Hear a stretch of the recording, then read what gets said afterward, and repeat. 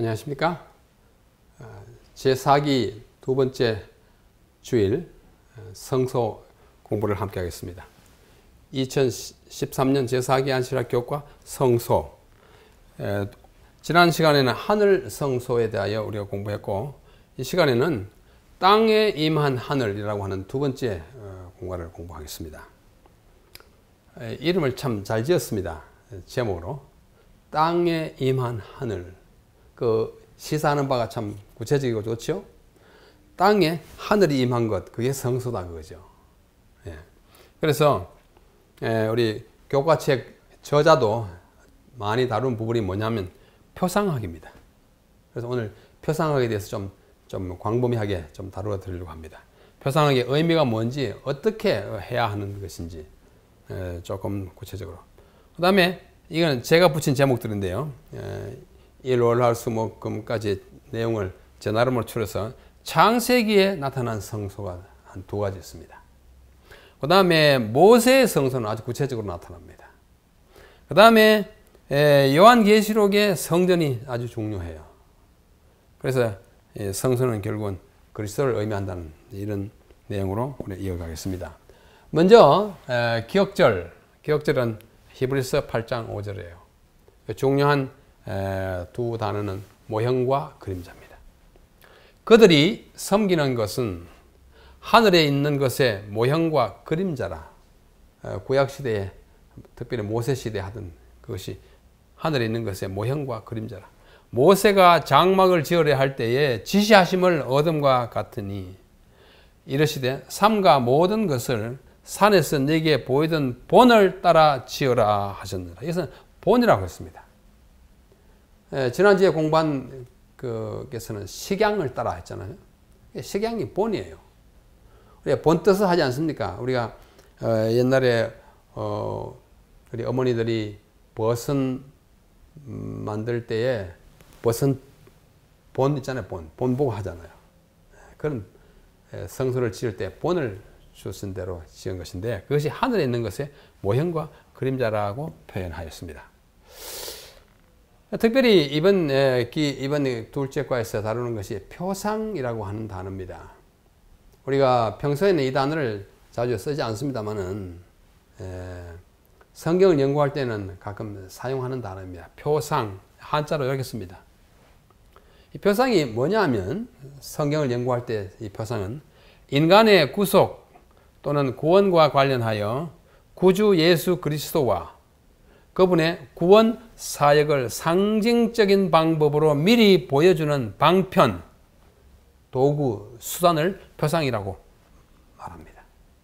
예수님이 어떻게 구원하실 것인지, 그분의 삶에서 구원의 사역이 어떻게 이루어질 것인지를 구약이 많은 것으로 표상해 놓았습니다. 이것을 영어로는 타이프라고 합니다. 타이프 친다 할 때, 타이프라고 하는 것은 그 글자에 있어서 그걸 탁 치면 그것이 이제 반대로 글자가 나오지 않습니까? 그걸 타이프라고 그래요. 타이프라이터. 국어로는 이것을 표상이라고 하는데, 예표라고도 하고, 표징이라고도 하고, 모형이라고도 하고, 그림자라고도 읽었습니다. 다양해요. 그래서 표상, 예표, 표징, 모형, 그림자 등등. 이 공통점은 무엇입니까? 상징하는 거예요. 그죠? 그런데 아까 우리 제목에서 봤다시피 모형이에요. 기억절에서. 그림자예요. 자, 여기 저를 비추는 이 불빛이 지금 4개나 있습니다. 그래서 아주 매우 밝죠. 이 그림자가 잘 생기지 않습니다만은 저 빛이 나를 비추기 때문에 여기에 그림자가 생겨야 하는데, 다른 빛이 있어가지고 그림자는 안 생깁니다만은, 자, 저 빛에 의하여 내 그림자가 여기 생기면은 이 그림자가 나를 충분히 반영합니까? 못합니다. 뭐 안경 썼는지 안 썼는지 그것 좀 가르쳐 줄 거예요. 또 내 코가 잘생겼는지 못생겼는지 모를 거예요. 내가 웃고 있는지 울고 있는지 몰라요. 또 내 마음은 또 전혀 몰라요. 나타나는 건 뭐예요? 윤곽뿐입니다. 마치 지상성소가 하늘의 그림자라고 할 때 그와 비슷해요. 구체성이 없습니다. 어떤 사상을 전달할 따름이에요.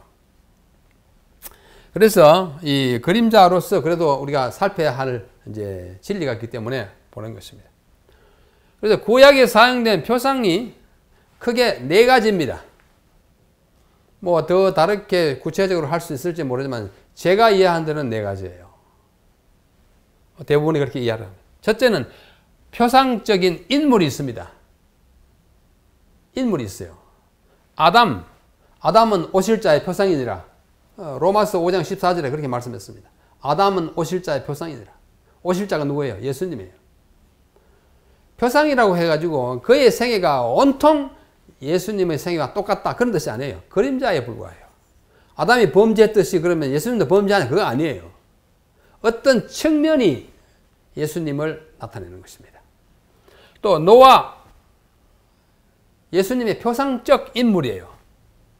어떤 표상이에요? 그 당시에 죄인들이 다 홍수로 휩쓸려 죽을 때에 거기서 구원받게 하는 구주의 역할을 그 당시에 했습니다. 예수님도 구원자잖아요. 노아의 생애가 모두 예수님의 생애를 반영하는 거 아니에요. 노아가 뭐 술 마시고 좀 추태를 부린 것은 예수님하고 관계가 없어요. 어떤 측면만, 사진을 말하면 어떤 딱 한 장면만, 두 장면만. 그렇죠? 또 아브라함, 굉장히 훌륭한 표상적 인물입니다. 그분이 믿음의 조상이에요. 예수님이야말로 우리 믿음의 조상이고 모범이잖아요. 그런데 아브라함도 실수를 많이 해요. 이삭, 예수님을 가리킵니다. 아브라함의 독생자, 독자이듯이 하나님의 독생자가. 요셉의 생애는 예수님을 가리키는 부분이 굉장히 많아요. 스냅 사진이 참 많습니다. 모세, 아론, 다윗, 요나는 어떤 면에서 예수님의 표상입니까? 사흘 동안 물고기 뱃속에 죽은 듯이 있다가 나와서 부활했어요. 마태복음 12장에 예수님 그러지 않습니까? 사람들 자꾸 표적을 보여자 하니까 나는 요나의 표적밖에 보일 게 없다. 요나가 사흘 동안 있었듯이 인자도 사흘 후에 살아나겠다 합니다. 표상적인 인물이에요. 뭐 에스겔 인자로서요. 그 다음에 사건이 구원을 많이 나타내 줍니다. 홍수. 이게 심판이에요. 그죠? 앞으로 있을 큰 심판, 노아의 때와 같다. 홍수 같은 그런 심판이 있을 거다. 출애굽은 굉장한 표상적 사건입니다. 우리가 어떻게 구원 얻는지 출애굽 하듯이 우리도 출애굽해야 돼요. 이 세상에서 출애굽해야 합니다. 전쟁, 기근, 재난이 다 어떤 한 몫을 가지고 있어요. 악인의 심판이라고 하는. 그 다음에 제도, 안식일 제도, 결혼 제도, 특별히 수혼, 형수와 결혼하는 거. 마지 결혼했다가 아이 없이 죽으면은 그 동생이 형수를 취하여 아이를 낳아서 형을 이렇게 대를 이어주는 그게 구원과 관련되는 하나의 표상적 제도예요. 성소 제사 제도는 굉장한 구원의 표상들이에요. 그 다음에 사물 있어요. 방주는 하나의 물건이지만은 우리의 구원을 말해줘. 반석, 한 돌덩어리지만은 반석 대신 예수님을 가리켜요. 놋뱀, 다르지만은 예수님을 가리키잖아요. 재물 다 그렇고 야곱의 사닥다리도 다 예수님과 관련된 것입니다.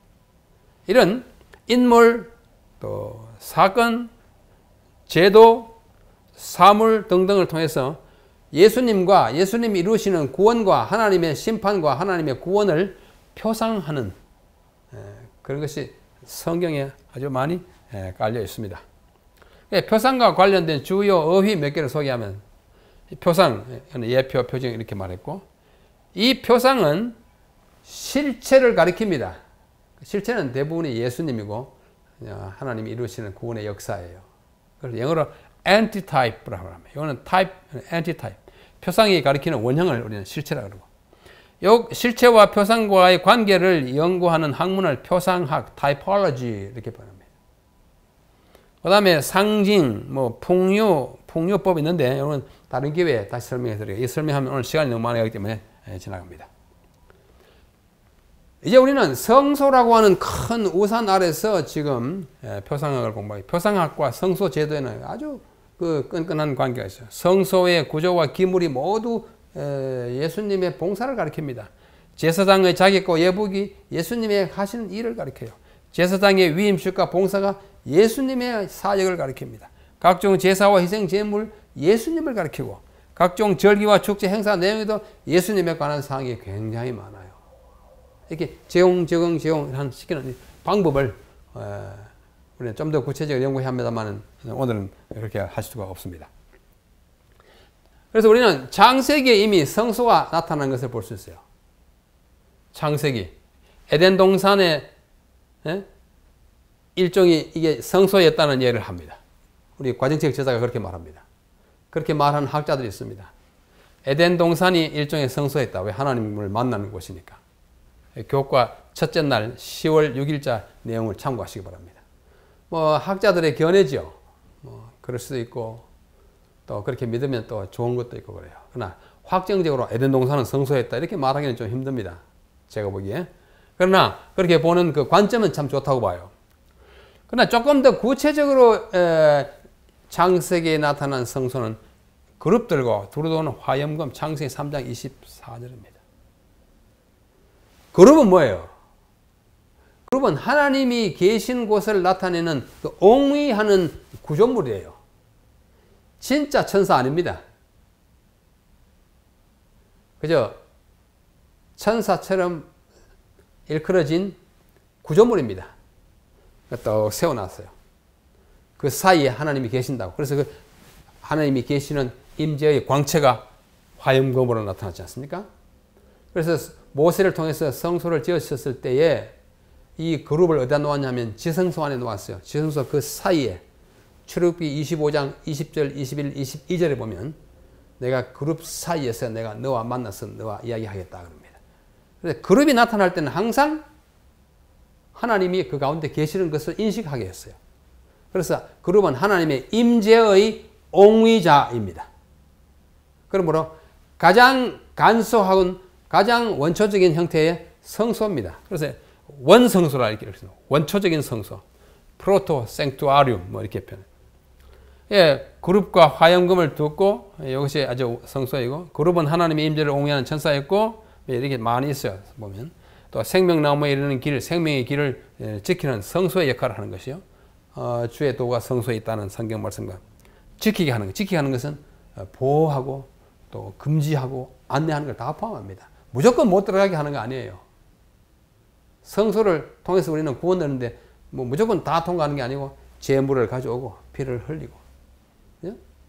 그래서 이 그룹들과 도로 도는 화염검은 창세기에 나타난 가장 구체적인 성소입니다. 이걸 성소라 하면 이제 두 번째 성소라 되겠죠. 그 다음은 노아가 세운 돌단 성소입니다. 돌 제단이었어요. 노아가 1년여 동안에 방주 생활을 끝내고 이제 나오지 않습니까? 땅이 말라서 나왔습니다. 땅 위에 모든 동물이 다 방주에서 나왔는데 여호와께 제단을 쌓았습니다. 모든 정결한 짐승과 정결한 새 중에서 제물을 취하여 제단을 쌓았는데 그때 이후로 모두가 돌단 성소를 가졌습니다. 아브라함이 가는 곳마다 창세기 12장, 13장, 22장 돌단으로서 제단을 쌓고 이삭도 26장에 그러고 야곱도 33장에 보면은 가는 곳마다 돌 제단을 쌓고 하나님께 제사를 드렸습니다. 이것을 언제까지 했냐? 모세가 광야에서 성막을 지을 때까지 돌단.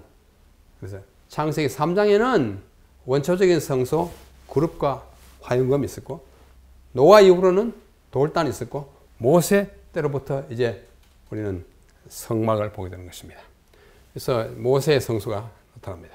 성소 건축의 목적과 명령이 출애굽기 26장, 잘못 썼습니다. 25장입니다. 여기 25장 8절 9절이에요. 죄송합니다. 내가 그들 중에 거할 성소를 그들을 시켜 나를 위하여 짓되 물론 내가 네게 보이는 대로 장막의 식양과 그 기구의 식양을 따라 지을지니라. 출애굽기 25장 8절 9절입니다. 여기서 보면 성소 건축의 목적이 나와 있습니다. 내가 그들 중에 거할 성소. 하나님께서 거하시기 위해서 성소를 지으라 하는구나.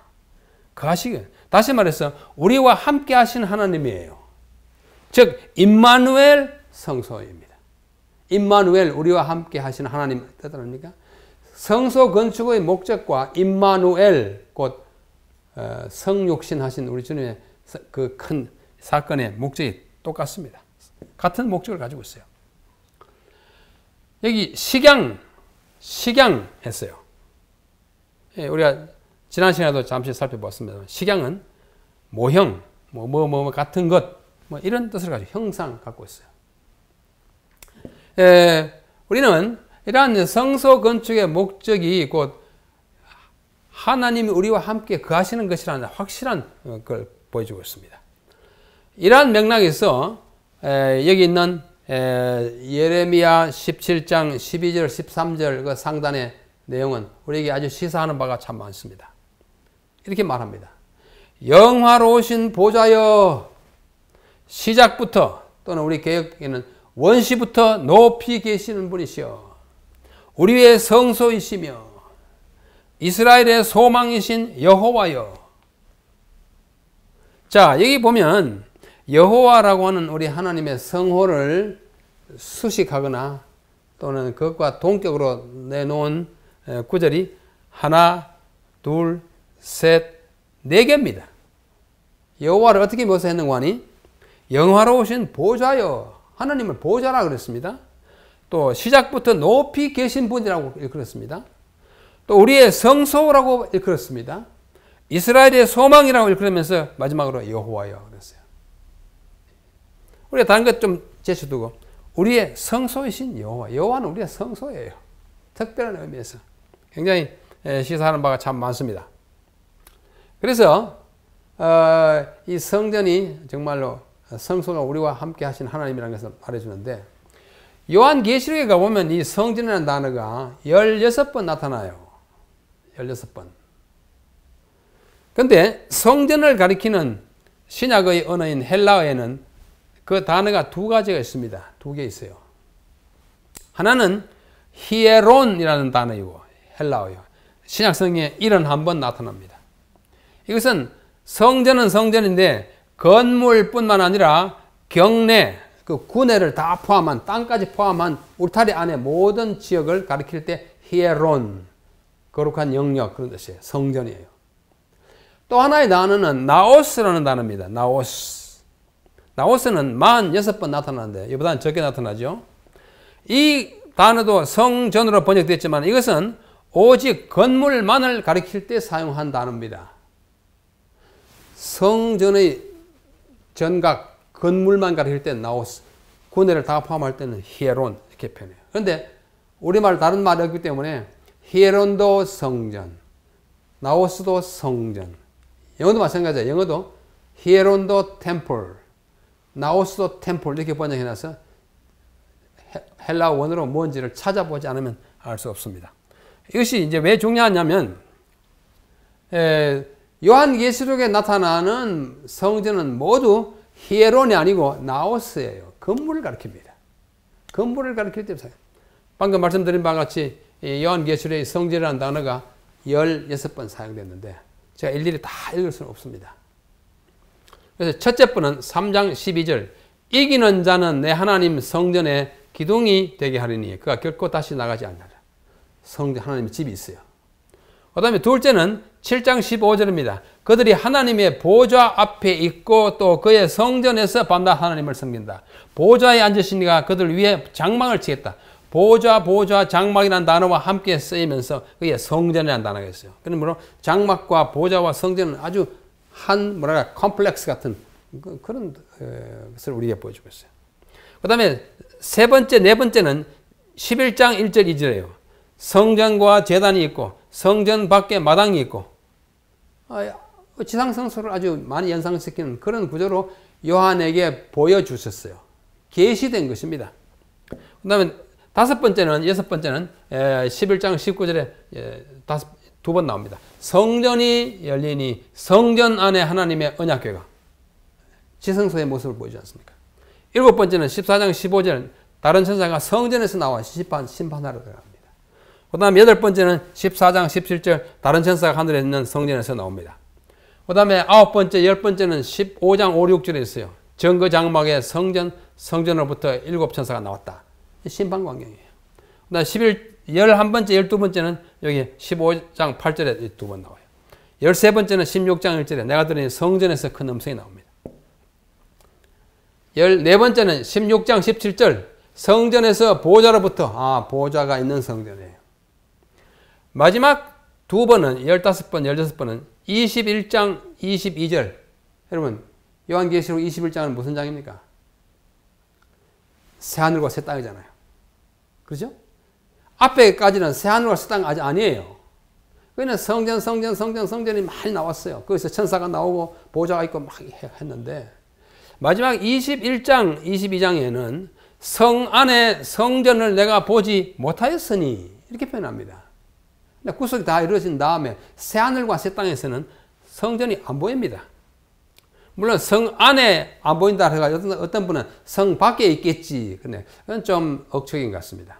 왜냐하면 성이 그야말로 도성인데 그 안에 있어야 맞습니다. 왜 성전이 안 보이는 거 하니 이제는 구속이 이루어진 새하늘과 새 땅에서는 지상 성소와 같은 것이 없게 안 보이는 거 하니 주 하나님과 전능하신 이와 및 어린 양이 그 성전이 되기 때문입니다. 이제는 구원이 다 이루어졌기 때문에 구주로서의 우리 주님의 모습이 이제는 표상적으로 할 필요가 없어졌습니다. 그러므로 지상의 구조와 같은 성격의 하늘 성전은 이 21장, 22장 새하늘과 새 땅에서는 안 보이더라고. 안 보인다는 것은 감춰졌다는 뜻이라기보다는 이미 그 모든 효력을 상실하고 이제는 없어도 된다는 뜻을 우리에게 포함합니다. 그래서 저의 결론은 이렇습니다. 새하늘과 새 땅의 성 안에는 지상의 성소와 같은 성소는 더 이상 존재하지 않고 뭐 있느냐? 영원하신 하나님의 궁전인 성소만이 영원히 존재할 것이다 하는 것이 제 나름의 이해입니다. 더 좋은 이해가 있으면 제가 또 존중히 얘기했습니다. 그래서 우리 인류의 구원 역사를 자세히 살펴보면 성소와 아주 밀접한 관계가 있어요. 저는 인류의 아담으로부터 우리 예수님 재림 때까지 또는 그 이후까지 이 인간과 관련된 역사를 성소와 연관지어서 9시대로 나누어 생각하기를 좋아합니다. 그래서 성소의 역사입니다. 첫째, 원초 성소 시대는 아담부터 노아까지입니다. 창세기 3장 24절에 있는 그 그룹들과 화염금, 아주 간소한 지극히 원초적인, 원시적이라 그러면 좀 미개하다고 뜻을 가지기 때문에 말고 원초적인 성소 시대가 노아부터 아담부터 노아까지. 그 다음에 이제 홍수로 말미암아 그것이 하늘로 가버리고 없어졌습니다. 노아가 방주에서 나올 때부터는 돌단, 제단을 쌓았어요.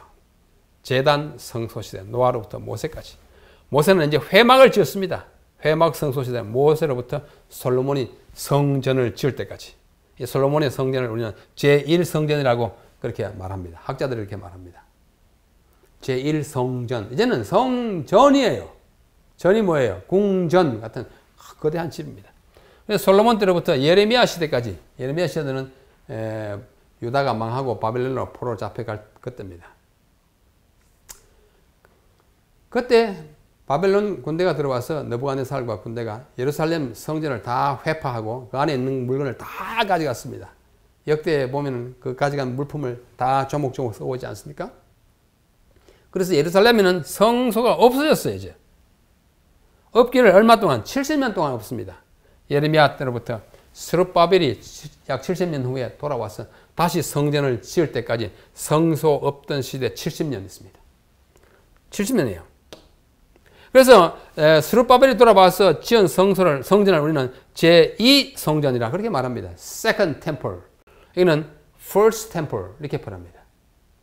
그래서 제2성전 시대가 스룹바벨이 지어가지고 언제까지냐면 헤롯 왕 때까지예요. 헤롯 왕에 이르러서 가지고 성전을 전반적으로 개축합니다. 그것을 우리 헤롯 성전이라고 그래요. 헤롯 성전이 지어졌지만도 AD 70년에 로마인들이 들어와가지고 그걸 또 돌 하나도 돌 위에 쳐 놓이지 않고 다 부숴버립니다. AD 70년으로서 이 땅의 성전은 이제는 없어졌습니다. 그래서 우리는 이제는 하늘 성소를 바라봐요. 히브리서를 통해서 하늘로 우리 시선을 옮기게 했습니다. 그래서 하늘 성소 시대는 AD 70년으로부터 재림하실 때까지. 이제 마지막 제3성전 시대라는 것이 있습니다. 이걸 우리가 제3성전이라 그래요. 학자들이 이렇게 말해요. The Third Temple 이렇게 말합니다. 그게 뭐냐? 예수님 재림 때로부터 영원한 시대까지 있게 될 에스겔서 40장으로부터 48장의 이제 비전으로 보여준 성전인데 아마 물리적으로 물체적으로 그렇게 지어지진 않을지라도 상징적으로 그런 시대가 올 것을 메시아 시대를 내다보게 하는데 그 시대를 성소와 관련해서 우리가 이름을 붙인다면 제3성전 시대라 이렇게 표현할 수 있다고 생각합니다. 그만큼 성전은 인간의 우리의 역사와 아주 큰 관련을 가지고 있습니다. 그러면 성소는 뭐냐? 이제 결론부터 말씀드리면 성소는 예수님이 그리스도예요. 예, 우리 요한복음 2장에 말하지 않습니까? 예수께서 대답하여 이르시되 너희가 이 성전을 헐어라. 이 성전이 나왔습니다. 히에로는 아니고 경내를 포함한 거 아니고 건물만. 이 건물로서의 성전을 헐어라. 사흘 동안에 이렇게 했다. 유대인들이 이 성전은 46년 동안에 지었거늘 헤롯이 46년 동안 이제 지어오고 죽고 나서도 계속 짓고 있을 때예요. 네가 3일 동안에 이렇게 했단 말이냐? 예수는 성전된 자기 육체를 가리켜 말씀했는데 예수께서 살아나신 후에야 아 맞아 죽여봐라 내가 사흘 만에 부활하지 이 말을 성전을 헐어라 그러면 내가 3일만 동안에 이렇게 했다 이 말이구나 하고 깨달았어요. 그러더니 예수께서 하신 말씀을 믿게 된 것입니다. 예수님은 성전을 자기 몸과 동일시했습니다. 참 의미심장한 말씀이에요. 그 다음에 히브리서 10장에 보면은 그러므로 형제들아 우리가 예수의 피를 힘입어 성소에 들어갈 담력을 얻었나니 그 길은 우리를 위하여 휘장 가운데로 열어놓으신 새롭고 산 길이요 휘장은 곧 저의 육체니라. 휘장이 찢어질 때 육체가 찢어지잖아요. 육체가 찢어질 때 휘장이 찢어졌어요. 예수님이 육체의 성전이 찢어질 때 그 사이로 우리는 하나님께 나아갈 수 있는 길을 열게 됐다고 하는 것입니다. 이것을 이제 이 마태복음 27장에 45절로 51절에 보면은 방금 영혼이 떠나시니라 성소 휘장이 위로부터 아래까지 둘이 되고 원형 실체가 깨어지니까 그림자인 휘장도 찢어진 거예요. 예수님이 휘장을 그의 몸에 비유한 것입니다. 그 다음에 성경은 우리의 몸과 교회도 자꾸 성소라고 일컫습니다. 여러분 이야기했어요. 너희가 우리 그리스도인이 하나님의 성전인 것과 하나님의 성령이 너희 안에 거하시는 것을 알지 못하느냐? 하나님의 성전을 더럽히면 안 된다 그랬어요. 하나님의 성전은 거룩하니 너희도 거룩하라. 성전. 아주 깊은 상징이에요. 우리 몸을 성전이라고 한 것입니다. 우상 숭배 요인을 우리 몸에다 챙기면 되지 않는 것입니다. 성경은 건물로서의 성소인 구약시대의 회막과 성전 그리고 그 이외의 신약시대에 와서는 교회 공동체와 우리의 몸도 이렇게 말하고 있는 것입니다. 여기서 또다시 고린도서에 말합니다. 너희 몸은 성령의 전인 줄을 알지 못하느냐. 우리가 다 하나님의 몸 성전으로서의 몸을 가지고 있어요.